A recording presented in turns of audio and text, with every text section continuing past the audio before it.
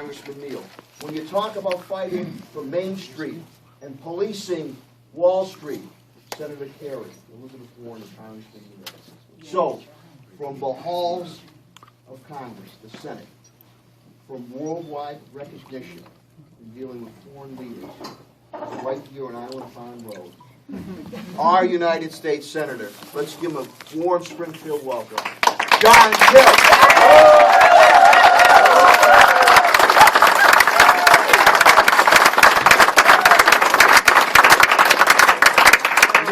Should I stand up or are you?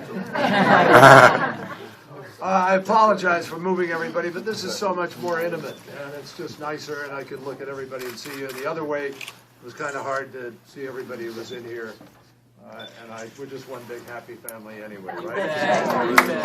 I'm delighted to be here with the mayor. Dominic, thank you very, very much. Ray, Bud, Linda, Jim. Thank you. Good to be with you, all of you, Angelo, everybody, all of the electeds. But most importantly, no kidding aside, you guys are the foot soldiers. Yes, that's right. We're at the last part of this, and you're going to bring this home. Now, it is true that I had to assume at least some of the semblance of Mitt Romney over the last few months. Very difficult task. I was chosen from binders of senators.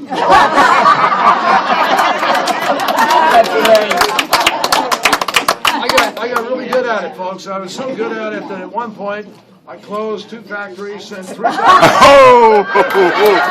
I sent 3,000 people overseas to work. There you go. And I actually drove away from debate practice with my dog on the roof of the car.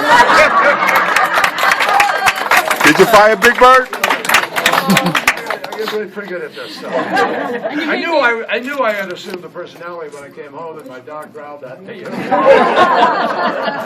But anyway, look, this is tough. This is an important time. And for everybody in Springfield and Western Mass, you got to stop and really think about what's counting here. I, as the surrogate in these debates, had to try to argue the Romney position. What position? And so, Last place. It was multiple choice. I really, honestly, I'm just telling you the truth. I have to struggle to figure out what he really thought about Afghanistan. What do you really think about the economy? And when you take his economic plan and you try to add the numbers up, there is no way they work. Now, there's a reason Mitt Romney is 20 points behind in Massachusetts. We who know him best trust him the least.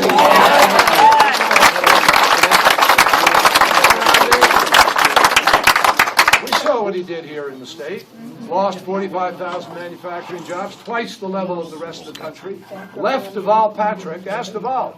He left Deval Patrick with $1 billion deficit. He raised the fees about $700 million on all of you. But the 278 wealthiest families in Massachusetts got a great big break. Now, if we know this, the rest of the country hasn't heard as much about it, but I'm telling you, this tax plan of his will destroy our economic recovery. And here's why.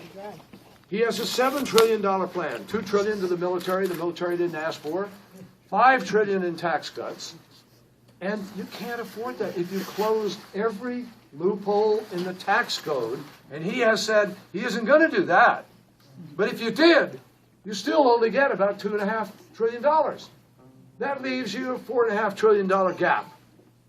And that blows a hole in the deficit.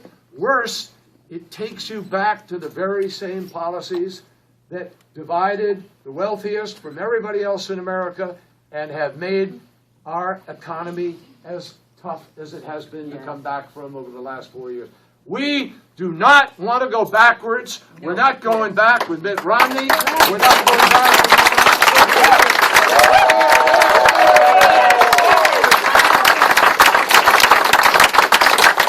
Now, there are a whole bunch of issues where this matters. Mitt Romney wants to do away with Obamacare on day one. You know what that does? Oh, boy. Immediately, if he could do it, puts 52 million Americans out of health care. Immediately raises the cost for corporations that have to pay more money. immediately cuts 8 years, cuts 8 years off of the life of Medicare. We extended it under Obamacare to 2024. It'll come back to 2016 when Medicare is at risk. It immediately puts people at the mercy of insurance companies saying, oh, you have a pre-existing condition, sorry, or your kid isn't covered, or you're not covered for this or that.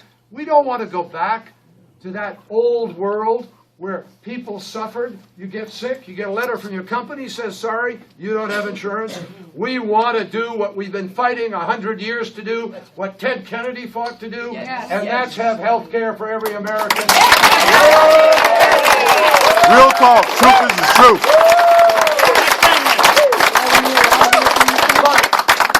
But it's worse. And this is, I'm getting to sort of why the Elizabeth Warren and the rest, Richie Neal and all the rest of this is so important. Because Mitt Romney has signed on to a pledge. And the pledge that he has signed on to is a pledge to a lobbyist, a guy called Grover Norquist. They signed a pledge to Grover Norquist saying we're not going to raise any revenue at all, not even from the wealthiest billionaire or millionaire. Right. Now, you know, if Mitt Romney has signed on to that pledge, I'm telling you, because I was on the super committee, I tried to negotiate the deal that got America a deficit reduction act. And the one thing that prevented us from getting that deal was the pledge. The senators kept saying, oh my God, I can't raise revenue, I've signed the pledge. And now Mitt Romney, running for president, has signed the same pledge.